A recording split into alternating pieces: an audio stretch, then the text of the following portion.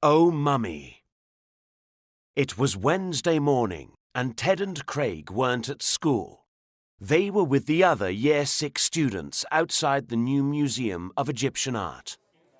Their teacher, Mr. Clark, told them, "Your attention, please. You must follow the museum rules. Also, don't forget to fill in the test papers I gave you and hand them in tomorrow at school."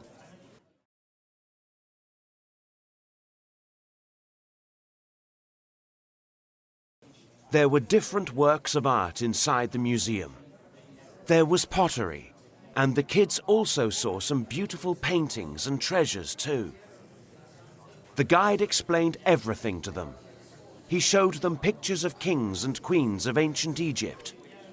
Everybody was excited.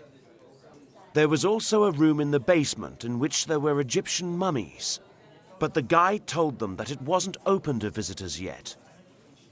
Craig had an idea. "Why don't we go to that room and see the mummies?" He whispered to his friends, but they refused. "We will get in trouble, Craig," they said. He didn't listen to them, and he decided to act alone. When no one was looking, he went downstairs.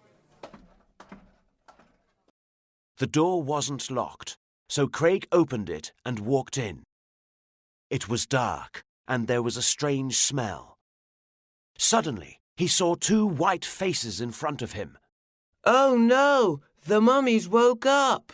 He shouted with fear and ran to the door. Then he heard some people laughing. He turned and saw Jack and Ted taking their white scarves off. "We played a joke on you.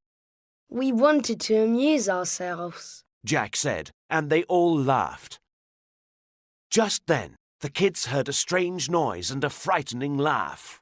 "Ha ha ha ha!" "Who's playing a joke now?" asked Ted. "Nobody. We're the only ones down here," said Craig.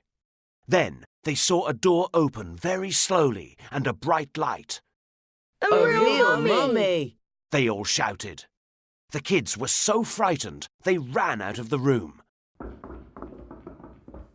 They found the other students, but they didn't say anything to Mr. Clark because they knew they would be in trouble. Then they saw a security guard talking to Mr. Clark and looking at them. Now they knew who played the last joke on them.